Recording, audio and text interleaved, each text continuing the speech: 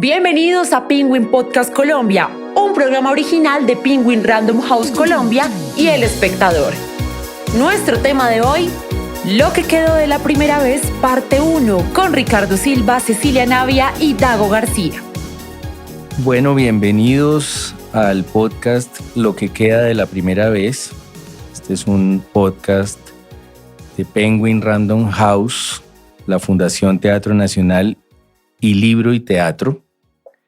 Ustedes lo pueden encontrar buscando Penguin Podcast Colombia en cualquier plataforma de estas que todos conocemos. Y estamos aquí realmente para hablar de La Primera Vez, una serie magnífica de Netflix. Netflix también participa en este podcast. Escrita por Dago García. Y realmente hay que arrancar diciendo que es pues una suerte dar con esta serie. La disfruta uno mucho. Netflix es un mundo muy vasto y dar con algo que lo enganche a uno es una felicidad. Yo le quería preguntar a Dago, que está aquí estamos con Dago y con Chichila Navia, protagonista de la serie, que hace un papel muy conmovedor además. Le quería preguntar todo este mundo de los 70 que está allí desde el primer capítulo, como una historia de iniciación de esas que uno le encantan, lo envuelven. Está visto con una perspectiva de ahora. Eso me pareció muy interesante. Hay una voz en off que lo pone todo en el contexto de ahora. ¿Cómo arrancó por allí? ¿Cómo se sintió volviendo a los 70 y revisándolo con la mirada de hoy? Sí, no voy a decir que es fácil, pero sí fue cómodo, ¿no? Porque finalmente yo hice el bachillerato en los 70s. Usted es setentero. Yo soy setentero. Yo soy de un colegio. Sí. Que es de un colegio distrital. Sí. Me gradué en un colegio distrital. ¿Parecido a este? Igual a este. Porque la anécdota es una anécdota real. Sí. Yo estudié en un colegio, me gradué en un colegio que se llama Colegio Distrital para Varones Jorge Eliezer Gaitán. Y el para varones estaba en el título. En el título del colegio y en la fachada del colegio.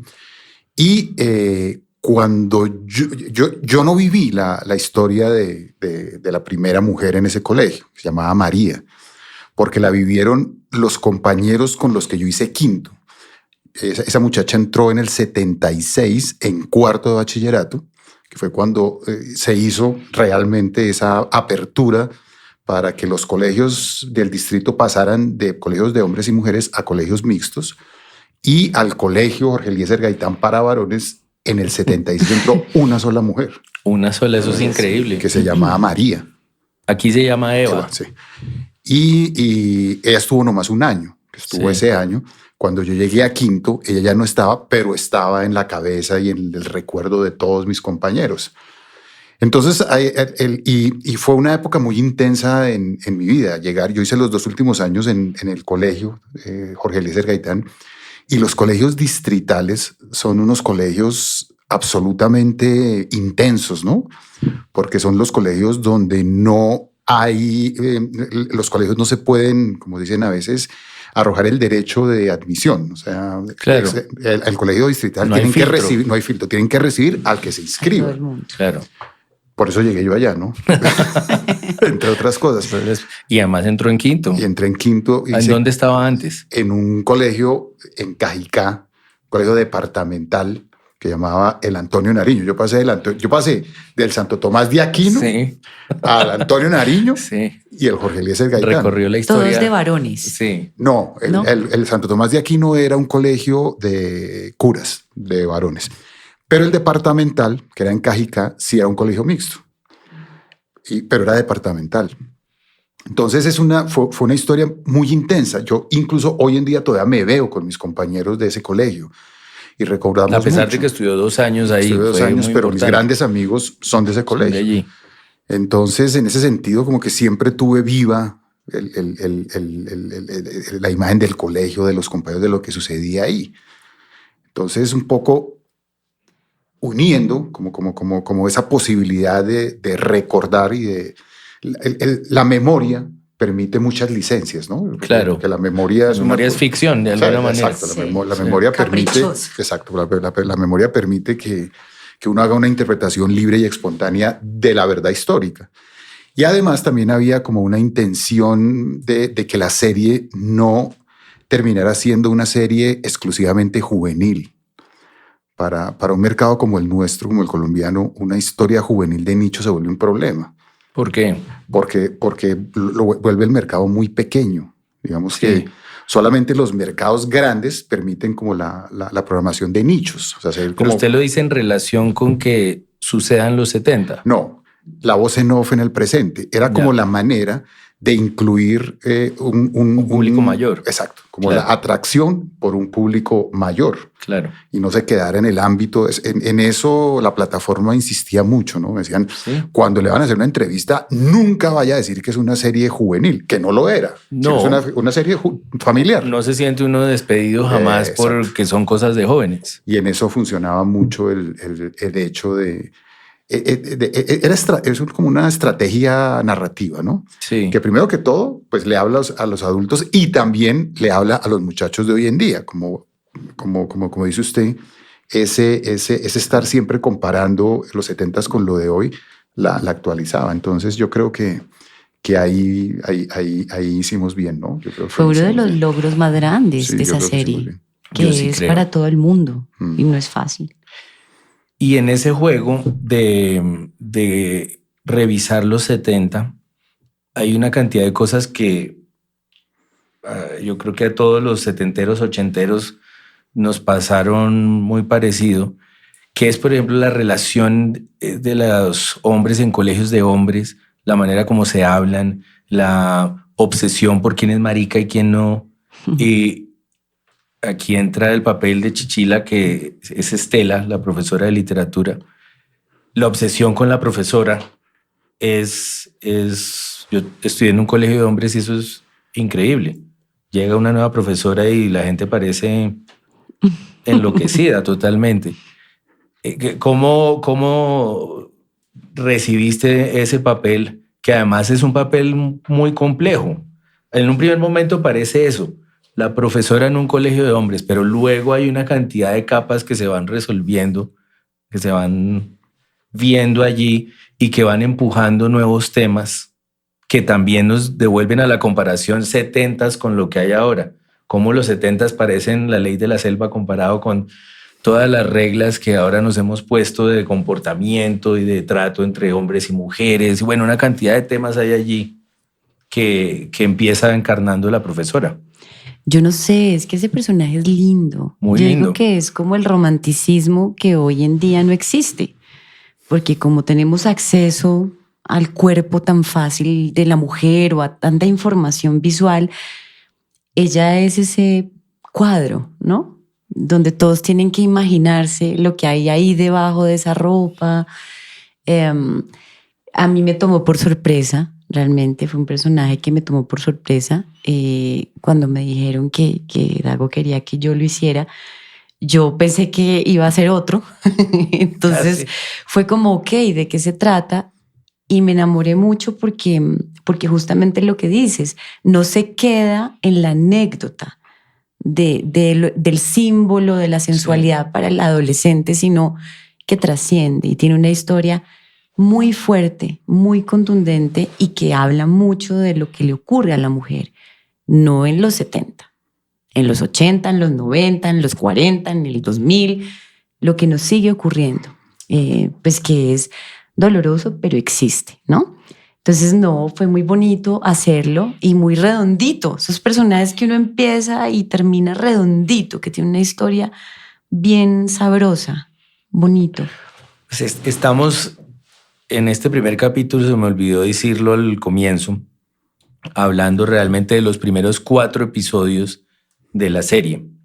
Ahí luego vendrán un par de episodios más del podcast en los que se seguirá discutiendo los episodios que vienen. Pero ya en estos 4 primeros está plantado el drama de la profesora y es muy fuerte una escena. Los que no hayan visto la serie, sucede en el 3er episodio. Spoiler. Pero solo advierto que es una escena muy fuerte que es enfrente del colegio que vive esta profesora. ¿Lo recuerdas? Sí. Sí, por supuesto. Fuerte, doloroso. Además fue una grabación bien compleja. Era mucha gente, habían muchos extras, mucha gente, mucho equipo, muchos personajes. Es que por eso digo, ese es como el centro, es como el momento central del personaje. El personaje nace de una manera. Ese es el momento donde hay un giro, pues para la gente que la ve, entiende qué es lo que le ocurre y luego viene la decadencia de esta mujer, cómo la vida la va volviendo nada, ¿sabes? Porque es eso, es uno de esos personajes que uno quisiera que salieran victoriosos, pero no, que es uno de los dolores de Eva. Sí. ¿No? Es esa injusticia de por qué ella no puede salir bien de esto. O sea, ¿por qué? Y esa es la vida. Quizás en este punto sea importante poner en contexto lo que estamos hablando y es, en la primera vez no estamos hablando del Liceo para Varones Jorge Eliezer Gaitán, sino del Liceo para Varones José María Ruth, que además es un chiste, evidentemente, y nos envía como a una Bogotá paralela en la que no existe José María Rivas Grut, sino este es un José María Ruth. Y ahí empieza una serie de juegos que hay allí con lo que era real y con lo que sucede en este mundo de la ficción. Bueno, estamos en este colegio para varones y llega Eva, la primera mujer que se recibe allí. Y esto detona no solo en los jóvenes, sino, ya sabemos, esto no es una serie juvenil, en todos los personajes, los padres y los hijos de ese mundo, una cantidad de vidas posibles nuevas. Por ejemplo, están los padres de Camilo, el protagonista. ¿Cómo lo ve de esa manera? Es decir, entra esta mujer, todos cambian, empiezan a cambiar y hay de nuevo esa revisión de los 70 desde hoy, pero está el tema de la mujer en el centro, lo que decía Chichila en este momento, es realmente el tema quizás más importante de la serie. Sí, digamos que ahí había como una otra estrategia narrativa que era como tratar de romper la relación que existe siempre entre el personaje y el estereotipo, ¿no? Digamos que para poder poner en primer plano estas cosas, necesitamos, por ejemplo, que Eva, que es un ratón de biblioteca, que es una mujer que... Eva no es un personaje realmente, ¿no? Digamos que Eva es una función. O sea, ahí con las personas encargadas de hacerle seguimiento al proyecto en Netflix, siempre discutíamos eso, ¿no? Porque yo siempre sostenía que a Eva no había que verla como un personaje, porque Eva, no, me ha dicho, ninguna muchacha a esa edad ha leído todo lo que dice Eva que ha leído y todo lo que leyó Eva. Casi como una fantasía de ellos. Es una abstracción. Sí. Es una abstracción que representa lo femenino, o por lo menos la visión masculina de lo que es lo femenino. Que ellos puedan tener. Porque esto es una historia sobre una mujer contada por un hombre. Y contada por un hombre desde el presente hacia el pasado. Digamos que no es una perspectiva femenina de la mujer, es cómo un hombre se imagina a las mujeres. Y esa mujer, la abstracción o el concepto de mujer que tiene ese hombre es Eva, ¿cierto? Entonces Eva no es un personaje, sino es una abstracción, es un concepto. Es que se llama Eva. Desde ahí ya se está llamando la atención a que es una idea. Exacto, es una idea. Sí. Eva no es un personaje, es una idea. Por eso Eva no, digamos, en la primera temporada nunca la vemos a ella sola en su hábitat.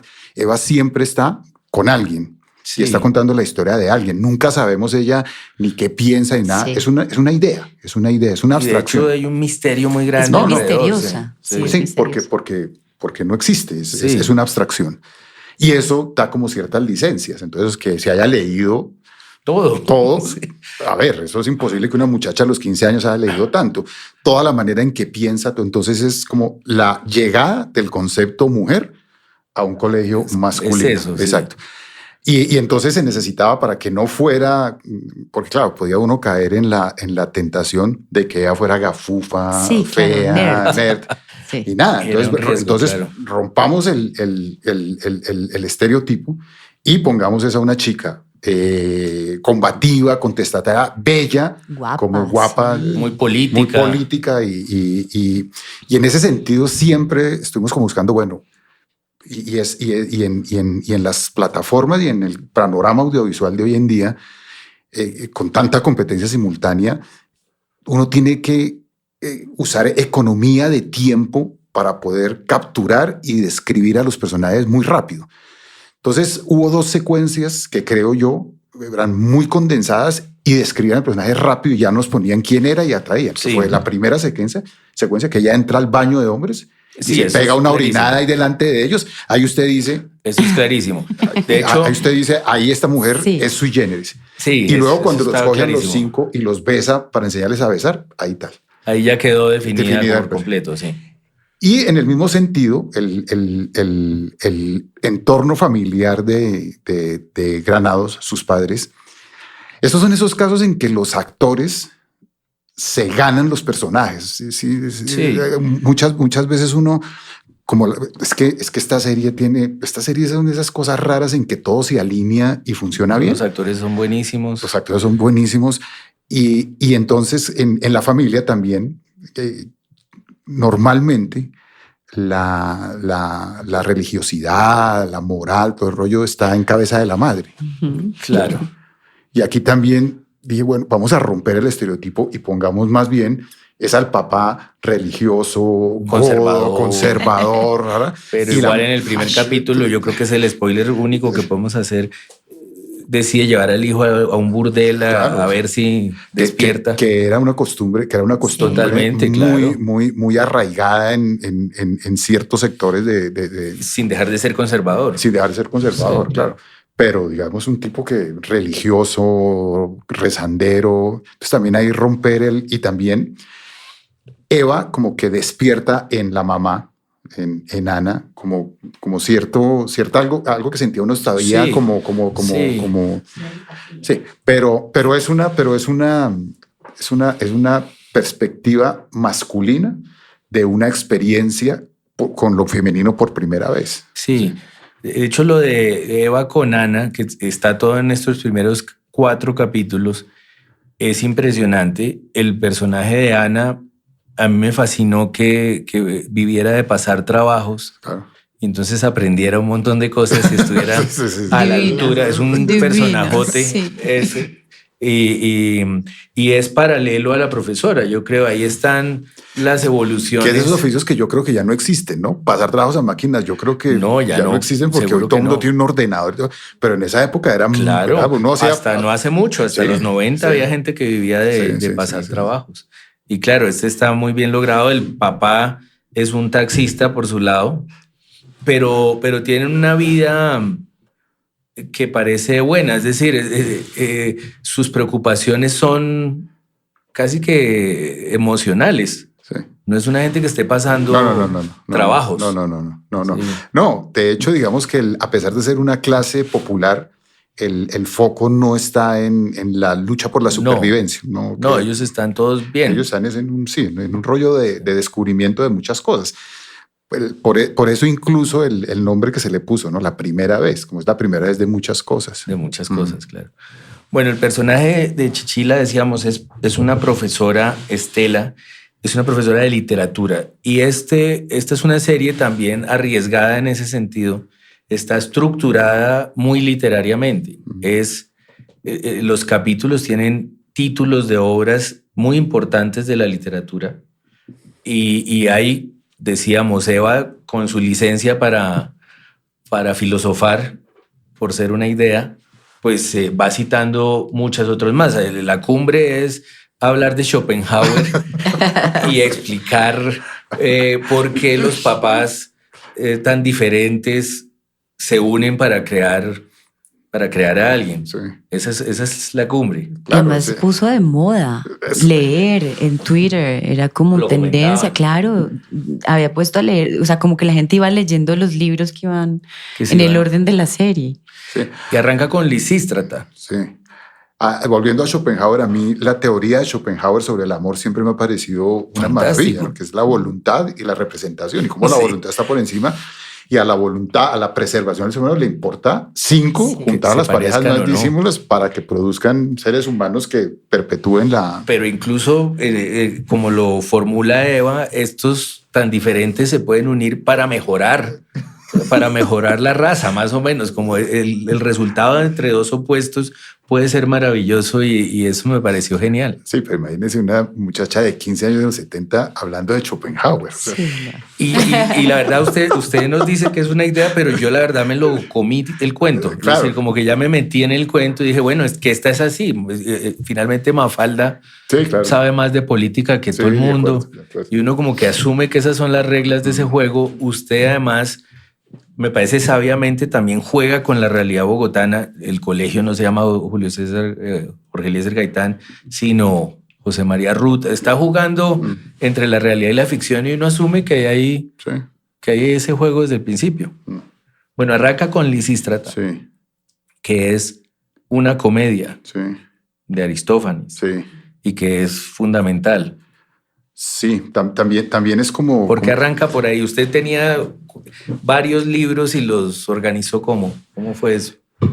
Digamos que no hay un patrón en la estructura del argumento fijo de decir voy a tener estas obras y sobre estas obras construyo el argumento, o tengo este argumento y voy a buscar las obras.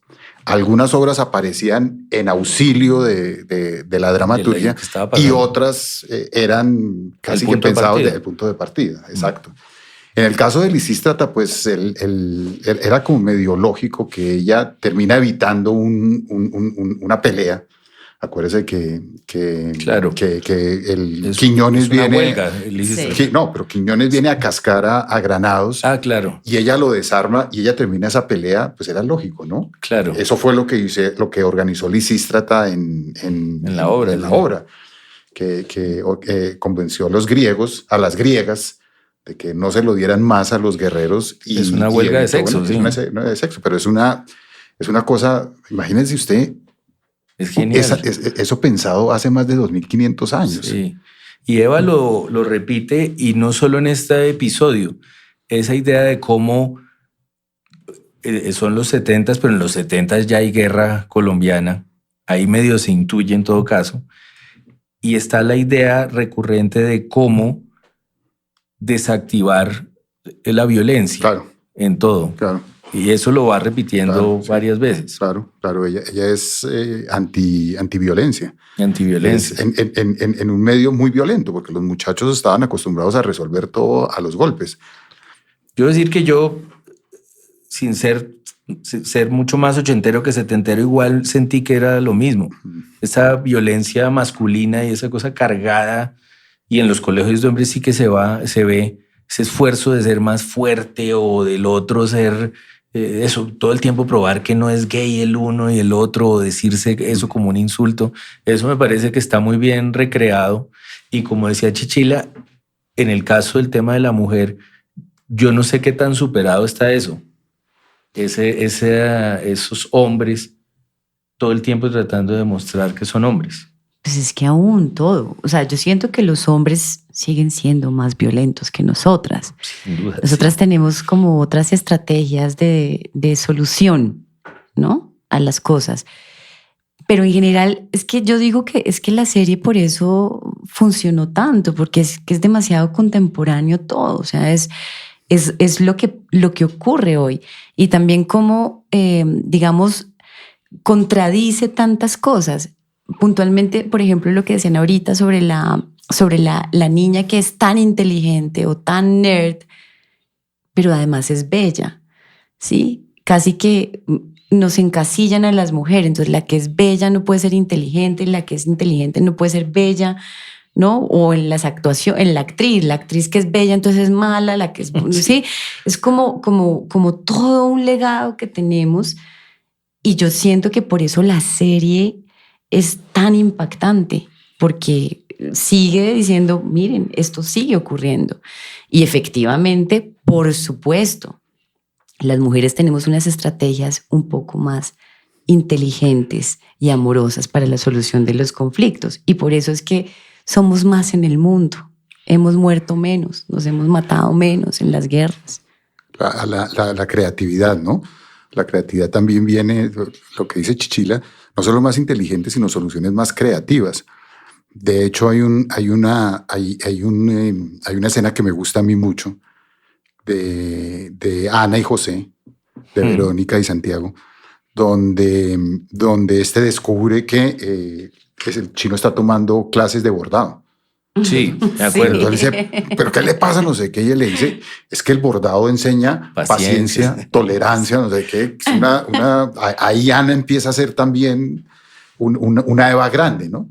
Sí. Yo siempre he pensado que Ana asume eso. Que Ana es una Eva mayor. Ya mayor, sí. Hay otra escena entre José y Ana que me parece, tiene mucho que ver con lo que estamos hablando, y es el momento en el que él se para en una reunión muy importante del colegio y dice que les están poniendo a leer unos libros que son peligrosos. Sí. Y ella asume la defensa de los libros, y es un choque en el matrimonio que es maravilloso, porque está en el centro de la serie. Es decir, esta es una serie cuyos episodios tienen nombres de obras literarias. Obras literarias que como tales pues son valientes, críticas, rebeldes, van contra lo establecido. En suma, ese es el fondo de esta serie, el asunto de esta serie, la rebeldía, la crítica, despertarse. Y en esa escena ella está defendiendo la literatura y el otro está diciendo esto es peligroso y esto nos va a desbaratar el mundo.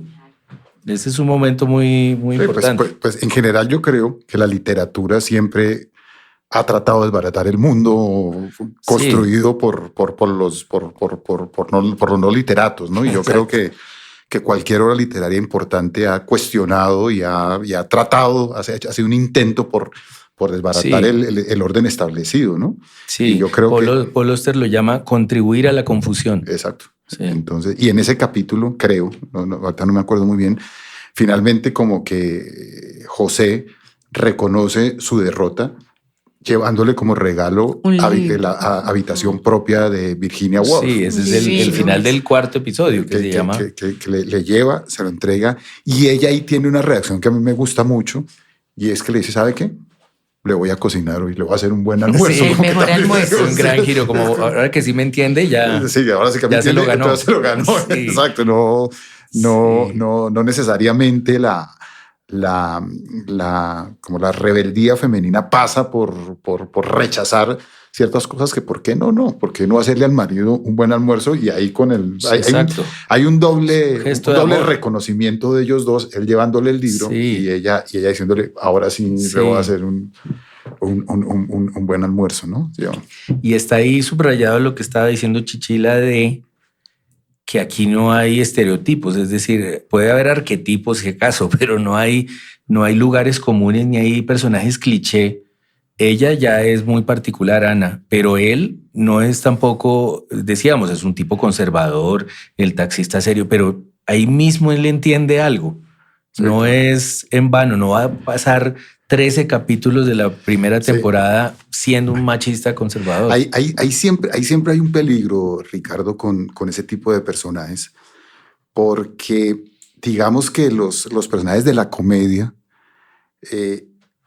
corren el peligro de evolucionar, y cuando evolucionan pierden la fuente de su humor, ¿no? Este es un tema muy bueno. Con el personaje de José, por fortuna, pues al frente de ese personaje está Santiago, que, mejor dicho, la mitad del personaje es construcción de él. Sí. Todo ese rollo de los crucigramas y de todo, eso no está en el libro, es de él. Eso lo inventó. Eso lo inventó él, de que atembado, que es del putas. Entonces, cuando tienes un personaje así, que es como tan extremo, ¿cierto? Porque los personajes de la comedia siempre son extremos. Un personaje de la comedia siempre es un extremo y casi que es otra idea. Sí. Cuando esos personajes aprenden y cuando esos personajes reconocen, corren el peligro de perder esa particularidad, esa excepcionalidad que los hace cómicos. Entonces, con esos personajes siempre toca hacer un proceso de aprende y desaprende, aprende y desaprende, aprende y desaprende para no perder el encanto del personaje. Sí, claro. Porque un personaje cómico aleccionado y domesticado es un personaje que se pierde. Se vuelve blanco. Se pierde, se vuelve ni fu ni fa. Entonces, en particular con ese personaje, que es el personaje sobre el cual descansa lo que llamaban en una época el alivio cómico de la serie, toca hacer ese ejercicio permanentemente. Que aprenda como en ese momento en que, pero muy pronto hay que buscar la manera de que vuelva y diga, sí, este no cambia, sigue siendo el mismo desastre de siempre. ¿Sí? Bueno, hablábamos de un primer episodio que se llama Lisístrata. Sí. Tenemos un segundo episodio que se llama La Dama de las Camelias. Y pensando en personajes cómicos que se vuelven dramáticos y se transforman y es un riesgo para el humor, el personaje de Estela es justamente un personaje que contrasta con lo cómico. Y a mí me parece muy importante. Es como un polo a tierra en el fondo, porque allí hay como tú lo describías, una decadencia y un golpe muy duro. Y hay desde La Dama de las Camelias, en específico desde ese capítulo, una fachada muy bien lograda por la actriz, o sea, por Chichila, que es una fachada entre alegre, pero hay una tristeza muy, muy honda allí. Uno lo nota sobre todo desde ese episodio, porque se llama La Dama de las Camelias. Sí, eso lo hablábamos mucho con Mateo Stivelberg, nuestro director. Sí, en el set era como siempre tiene que estar en el fondo que hay un drama implícito en esa mujer, ¿sí? No, aunque sea ese pelo rojo y esa vocecita y la literatura y niños, en el fondo tenía que haber algo que la gente después dijera, yo sabía que le pasaba algo a esa señora, yo sabía.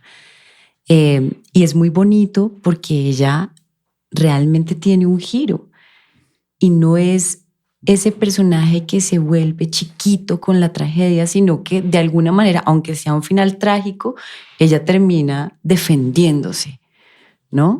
Y eso es muy a propósito del libro del que hablas, es decir, o sea, no... Yo no sé, yo pasé muy bueno. A mí me pareció divino. La van, en estos primeros capítulos en especial, es que la van cercando incluso con la ropa. La van obligando a vestirse de otra manera. Hay un acoso ahí institucional. Yo creo que las feministas deben amar esto, porque realmente es como un poco hasta de denuncia, porque es eso, es que, claro. Es que si se pone minifalda, es que eso le pasa por ponerse minifalda, es que eso le pasa por no. Y cómo, mira que el personaje del padre, él la acusa, y hay una discusión entre el matrimonio, porque él dice, ¿qué tal? ¿No? Y ella dice, pero es que ella está enamorada. Sí, claro. No está enamorada. Es decir, esa visión donde a nosotras como género no nos perdonan una. Si el infiel es él, está bien. Es que es hombre. Es que le ganó. Pero si es ella, condenada. Sí. Sí, la letra escarlata ahí puesta. La letra escarlata. Total. Sí. A mí siempre me han llamado mucho la atención las heroínas románticas del siglo XIX. Karenina, Margarita Gautier y Ana Karenina, ¿no? Que desafiaron, pues, como las convenciones del momento. Pero yo creo que estos autores, Dumas, Tolstoy y Flaubert, no pudieron escapar de las condiciones de su tiempo, de sus condiciones morales de su tiempo, y por eso las castigan al final. Las tres mueren. Esas tres heroínas al final de la obra mueren. siento yo que es lo mismo que le pasaba a Shakespeare con sus villanos. Yo pienso que las obras de Shakespeare siempre terminan mal. Dramatúrgicamente terminan mal. O sea, Shakespeare no remataba bien sus obras, pero era porque creaba unos villanos invencibles. No había forma de ganar. Los vence la obra realmente. Shakespeare decide en el último parlamento meter una puñalada a Edmundo y salgo del problema, porque le tocaba. Claro. ¿Cierto? Usted dice porque hay allí una posición moral de alguna manera. Sí, algo que esos autores no pudieron, por hechos, no pudieron enfrentarla, pero esas heroínas debieron haber sobrevivido. Entonces, por eso porque es que el personaje de la profesora Estela está inspirado en un personaje real, una profesora que era de matemáticas, pero que le dio clase a usted. Pero en segundo de primaria. Ay, no, o sea, en otro colegio. En otro colegio. Y ella se enamoró, claro que no sé si ella todavía viva o cualquier cosa, pero ella se enamoró del profesor de educación física. Y el profesor de educación física era casado. Y alrededor de eso se formó, y ella terminó tratando de suicidarse. No, pero lo trató de hacer. Y eso todo se supo en el colegio. Sí, yo lo supe después, porque en el momento yo segundo de primaria era un niño. No estaba pero sí era una profesora rubia, era muy bonita. Y en un momento como que sí me planteé, bueno, ¿será que el final de la profe puede ser trágico como estas heroínas? ¿Como el de estas heroínas? Hoy en día no tenemos por qué apuntarles, más bien que salió bien y siguió su camino, ¿no? Claro. Pero fíjese que uno de los referentes, el referente de ese capítulo es la Dama de las Camelias, y es de estas heroínas que Dumas, este es el de Dumas, termina castigándola, ¿no? Termina matándola. Yo creo que muy a su pesar. Yo creo que estos autores castigaron condenaron a sus heroínas a la muerte muy a su pesar, ¿no? Sí, yo creo que también están cargando con una moralidad de ese momento, claro, que esa moralidad además incluye unos debates de clase social que son muy fuertes. En el caso de la Dama de las Camelias, pues esta es una cortesana, como se quiera decir, una prostituta de alguna manera, que paga por un mundo que no le va a permitir a cierta gente de cierta clase meterse allí. Y era un tipo de prostitución totalmente diferente, porque claro, que ella está integrada. Es muy por lo alto, sí. Ella está integrada a la sociedad, a la alta sociedad, y ella no era otro tipo de más griega, ¿no? Más sí. Los griegos. Los filósofos griegos hablaban de filosofía no con las esposas, sino con las putas. Claro. Las putas eran con las que se permitían. Claro. Como que esa degradación de ese oficio es muy moderno, ¿no? Sí. Pero no en todos los ámbitos. Hay un movimiento también muy fuerte. Sí, ¿no? De la élite, claro. Y sin embargo, así sea medio una persona que pertenece a la sociedad, la Dama de las Camelias, en todo caso hay ahí una cosa social sobre ella que el libro reconoce. Es decir, si estos terminan juntos, eso no va a ser así. No puede ser. Así no es la realidad. Es un poco lo que están aceptando estos autores. Y creo que, si no estoy mal, es una historia que le pasó a Dumas, ¿no? Sí, tenía una relación. Él es Armando Duval. Sí, él es Armando Duval. Este es Dumas, el hijo. El hijo del... Y este es el éxito del hijo, claro, porque no sacó mayor cosa más. El otro fue el de los mosqueteros. El otro era una figura enorme en esa época, en esa Francia. Sí. Y el hijo, que además tenía mucha rivalidad, se odiaba con el papá, tuvo este éxito que lo redimió un poco. Que es un libro un poco extraño, ¿no? Es extraño, sí. Yo no sé, no es un gran libro realmente. Es como un gran personaje, pero no es un gran libro. Digamos, el personaje de Margarita Gautier es un gran personaje. Pero sí. Es un personaje que se sale porque de todo, es decir, en cine existe, aquí llegó a esta serie, incluso en el extra de Cantinflas hay un momento de la Dama de las Camelias que Cantinflas hace de Armando Duval y es absolutamente además muy hábil para poner los nombres, ¿no? Margarita Gautier es un gran nombre, Armando Duval. Es genial. Eso parece Albertico Limonta del Derecho de Nacer. Exacto. Exacto. Ahí hay un olfato para eso. Ese libro siempre me ha parecido un libro extraño. Sí. Porque además, como empieza el libro, ¿te acuerdas que empiezas con un personaje X? Sí. En general la estructura de esas novelas es extraña, ¿no? Las folletines. Claro, porque van perdiendo el hilo, van cambiando de personaje a veces. Eso es muy parecido. Los escritores del folletín son los padres de los escritores de las telenovelas. Totalmente, claro. Y una vez yo cogí Los Hermanos Karamazov. Le iba a hablar de Los Hermanos Karamazov. Cogí Los Hermanos Karamazov y le dije, lo voy a leer, pero tratando de verlo como lo que fue una novela de folletín crítico. No me voy a dejar encarretar por la historia. Ahí usted se da cuenta. Claro, era el pobre Dostoyevsky, me imagino con el editor diciéndole, oiga, marica, no ha entregado y cerramos mañana edición. Totalmente. Y usted siente cuando Dostoyevsky está alargando, cuando se perdió, eso no cuando se habla mucho, ¿no? retoma la historia. Sí. Eso no se habla mucho, pero en Los Hermanos Karamazov hay 100 páginas de un Starit que describen y uno dice, me sobra totalmente esto que me acaban de decir y son 100 páginas. Ana Karenina aparece como en el capítulo 20 y pico. Claro. Al principio es el drama de su hermano. Claro. Y Ana Karenina aparece tarde. Y ahí está esa estructura del folletín. Del folletín, claro. Pero retomando a Margarita Gautier, a la Dama de las Que no era un folletín, Camelias, ¿no? Digamos que eso es una novela. Sí. No fue folletín. Sí. Ahí está ese castigo del que hablábamos de estas heroínas trágicas que caen presa pues de su tiempo y de su sociedad. Y en cambio, en la primera vez, en la serie de la que estamos hablando en este podcast, hay redención porque estamos hablando de 2 siglos, claro. 3 siglos después. Hemos dicho que la homofobia, la misoginia, el machismo, siguen en pie. Eso a mí me parece que es claro. Estamos en el año 2023 y eso está en pie. Pero algo que uno piensa viendo esta serie es que esa revolución, es decir, el feminismo existe siglos atrás. Y feminismo en pie de lucha tiene más de 100 años.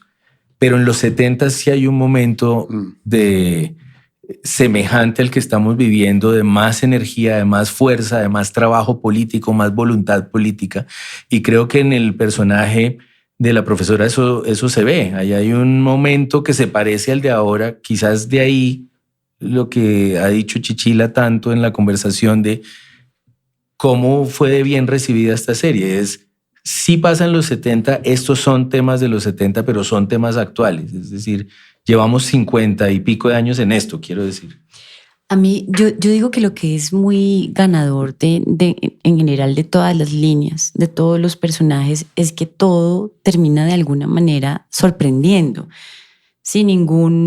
Todos los puntos de giro, tanto de los pelados, sus historias, los papás, la profesora, todos terminan como girando y no es a lo obvio, o sea, no termina en lo obvio.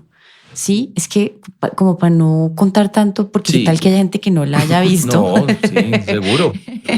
Pero todos los finales, o sea, puntualmente si hablamos de la profe Estela, sí, la profe sale, parte, pero su final es un final que uno no esperaría, ¿sabes? Porque por lo que acabas de decir, es la mujer que es víctima de, y cómo termina la víctima de. No, ella gira la historia. Y yo siento que eso de alguna manera en el presente nos llena a todos de una esperanza, que eso también es lindo de la serie, que la serie esperanza. nos deja como una sensación de, oye, pero sabes que esto puede componerse, sabes que hay gente que piensa, oye, hay gente que puede ser mejor, mira que aunque sean distintos estos dos personajes que están casados, terminan respetándose y queriéndose y tratando de encontrar un acuerdo, y por más que esté equivocado es un buen papá, oye, y por más que ella, no, y eso es lindo, y yo siento que eso es de las cosas más bonitas que deja la serie. ¿Mm? A mí me parece que es, en ese sentido, lo que estás diciendo es un verdadero logro que los personajes sean buenos, es decir, como buenos seres humanos, y que sin embargo uno sienta tensión, conflicto,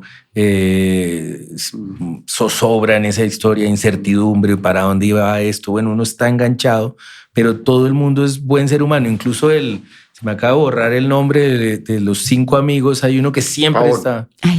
Salcedo. El que pelea todo el tiempo. Salcedo es el que pelea todo el tiempo. El gallito de pelea. El gallito, que es fantástico, el actor además. que va a estar en el segundo podcast acompañándonos. Va a estar, bueno, fantástico, porque me parece que hace un trabajo genial desde el principio. Uno lo capta muy rápido, el tipo de persona que es, pero además uno capta rápidamente, como pasa con el papel de José, de Santiago, uno capta que son muy buena gente. A pesar de que este tipo quiere darse en la jeta y pelear con todo el mundo, uno ahí mismo ve que se conmueve, que hay algo en él que es bueno. Y que llega a su casa y todo lo que ocurre en su hogar, es que también tiene esa cara de puño por algo. Sí, claro. Claro, son comprensibles realmente. Sí, ahí digamos que una cosa que dice Chichila, y es como una estrategia de narrativa también. Esto normalmente se conoce como género dramedy, ¿no? Sí. Que es una especie de drama con comedia. Sí. Donde se combinan elementos de las dos cosas estando por encima del drama. Y ahí el estereotipo siempre es una estrategia narrativa de tratar de plantearle al espectador las reglas del juego de entrada. O sea, hay mucho prejuicio con respecto a los estereotipos. Yo soy un defensor del estereotipo. Toda la vida soy un defensor del estereotipo. Creo que quienes critican el estereotipo deberían echarse una pasada por Molière, por ejemplo, que es el rey del estereotipo. Pero hay una forma de no sé si de reivindicar, pero darle un uso al estereotipo diferente. Y es lo que decía Chichila, es cuando sorprende el estereotipo. Claro, porque el estereotipo normalmente es predecible en su comportamiento. Y es una lengua en común, digamos, todos sabemos. Y es predecible, ¿no? Y sus comportamientos y sus reacciones a la situación son predecibles.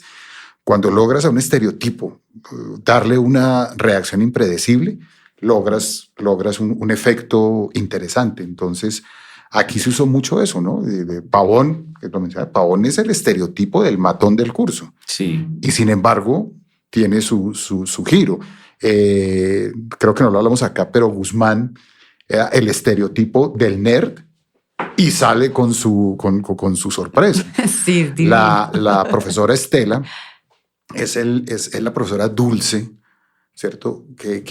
Y tiene es capaz de hacer. No, tiene un drama. Creo que comete el acto más violento de toda la serie. Sí. El personaje más dulce de la serie. Entonces, ahí le apostábamos mucho a, bueno, vamos a decirle a la gente, hey, tranquilos que ustedes están aquí en terreno, pero de pronto salgámosles con algo que no esperaban. Y así logra usted un juego que en el entretenimiento es muy importante. Y normalmente lo uso mucho en las películas, porque lo apliqué, y es entre cumplirle a la gente su expectativa, que lo hace sentir bien. Vaya usted, cuando voy a cine una comedia, siempre usted encuentra las parejas o los amigos, póngale cuidado que ahorita va a pasar esto y esto. Y pasa y se lo dije o no se lo dije. ¿Sí? Nos encanta y ahora va a pasar esto y se lo dije o no. Pero de vez en cuando hay que volverlos a agarrar y a despertar. No esté tan seguro. Que póngale cuidado que ahorita esto y no pasa y mierda. Entonces ese juego es muy útil en el entretenimiento cuando se trata de establecer esa relación con el público. Y aquí está manejado muy en ese sentido, ¿no? de que sí de entrada tenemos unos estereotipos, pero constantemente están desafiando la predictibilidad del estereotipo y pues aparentemente funcionó bien. Totalmente. Total. De hecho, pensando en el comienzo, en lo que hablamos desde el comienzo, de la presentación de Eva, y cómo llega al baño de hombres y los sorprende, cómo después se los enfrenta en la plaza, pues en el plaza del colegio, en el centro del colegio, y luego la escena de los besos es ya un juego con esos estereotipos y esa manía de predecir, que Hitchcock los llamaba los verosimilistas, los que están siempre cazando, diciendo esto no puede ser, esto no puede pasar, tenía el saco rojo y aquí está morado. Bueno, esa gente que está tratando de verle las costuras a todo lo que ve. Ahí usted está jugando con eso desde el comienzo, está jugando la serie con eso y está incluso resolviendo los besos desde el principio. Ya se dieron besos todos, ya salimos de eso. Y además ahí también hay un juego ya no narrativo, sino dentro de la escena, y es que Eva los besa a todos y dice, el único que sabe besar es Salcedo, que era el que no... Pero luego uno entiende que lo hizo para joderlo, entonces... Sí. Claro. Ay, fantástico. Se llama La Primera Vez, la serie, y uno podría decir, a usted que le gustan los géneros y sabe tanto de eso, uno podría decir que hay un subgénero allí más allá de la comedia, el drama y la comedia dramática, lo que sea, y es el género de iniciación que es transversal pues a toda la ficción del mundo. De hecho, los otros dos textos, los otros dos libros que hay en esos 4 capítulos son El retrato del artista adolescente, que es una obra, es así, deliberadamente iniciática, y La habitación propia, que de una u otra forma también es iniciática, que además luego me di cuenta, y es una cosa que estoy corrigiendo no corrigiendo, pero sí corrigiendo, para que digo que no, en la segunda temporada, que es que La habitación propia es el único libro escrito por una mujer de los 13 libros que recorren la serie. Son 13 libros y de los 13 hay uno escrito por una mujer, que es La habitación propia, el de Virginia Woolf. Sí. Y en la segunda temporada estoy un poco enmendando la omisión. Sí. Y estoy incluyendo más textos de autoras, de mujeres. En todo caso, el de Virginia Woolf es el libro central para muchas personas de su vida.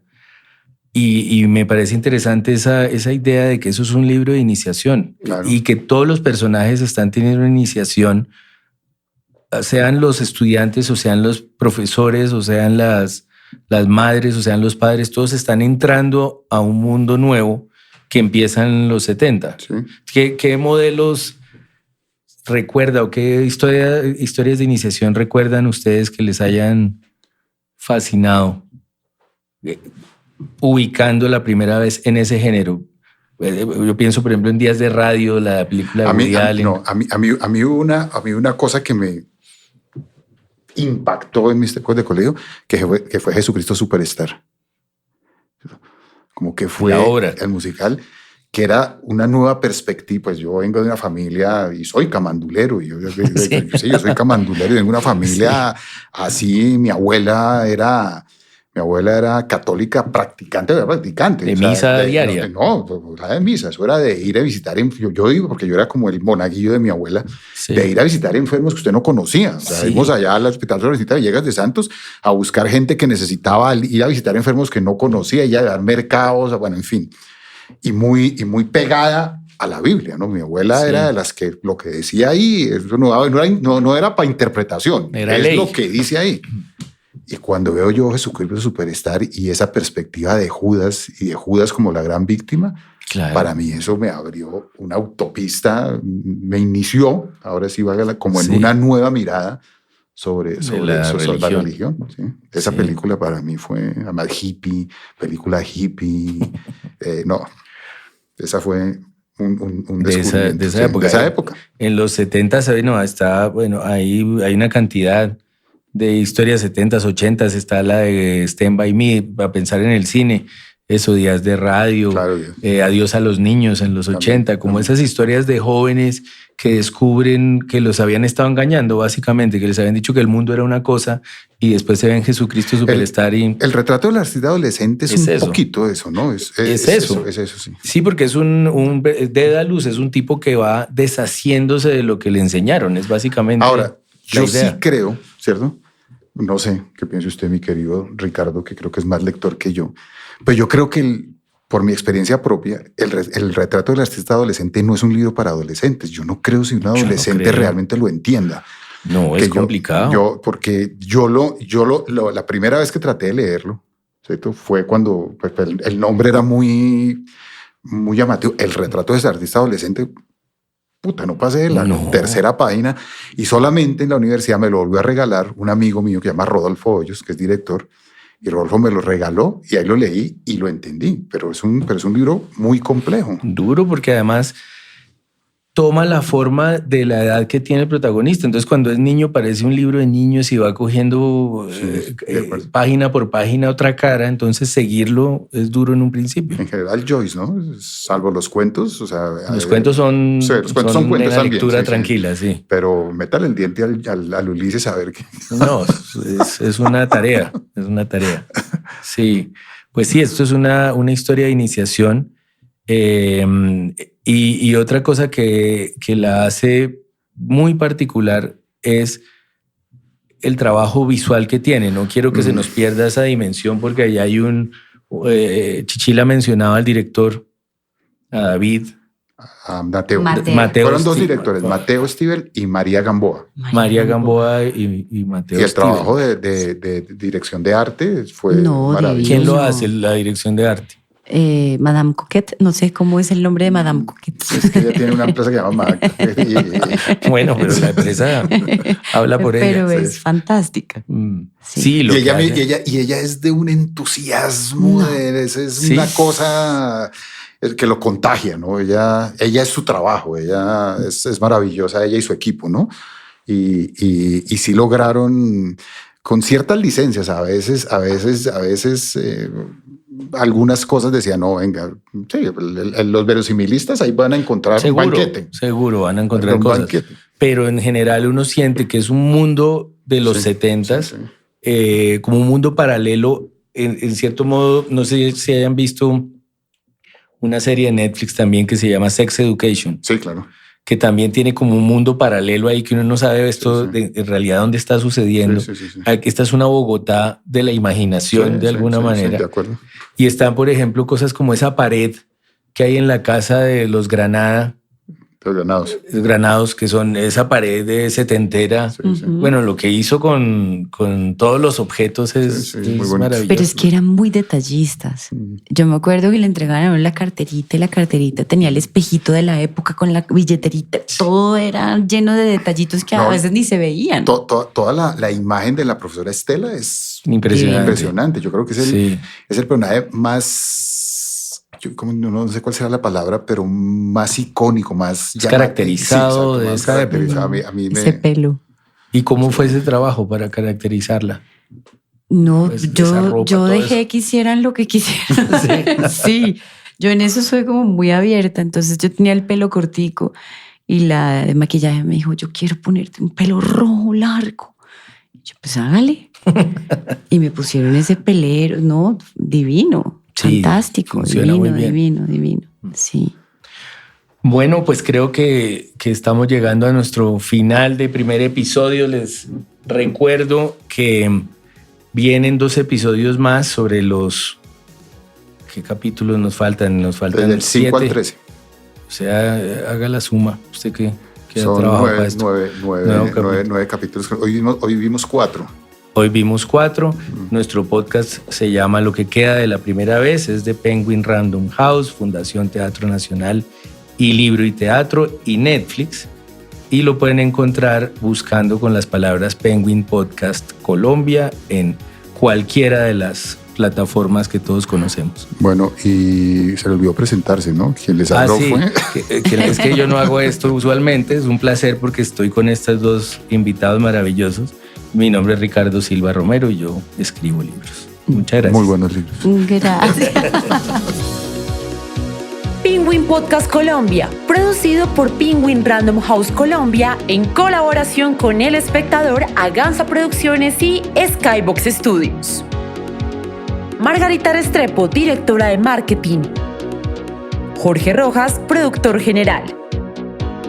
John Vázquez y John Cáceres, productores. Cristian Sainz, director de audio. Vani Gabriel Ortega, director creativo.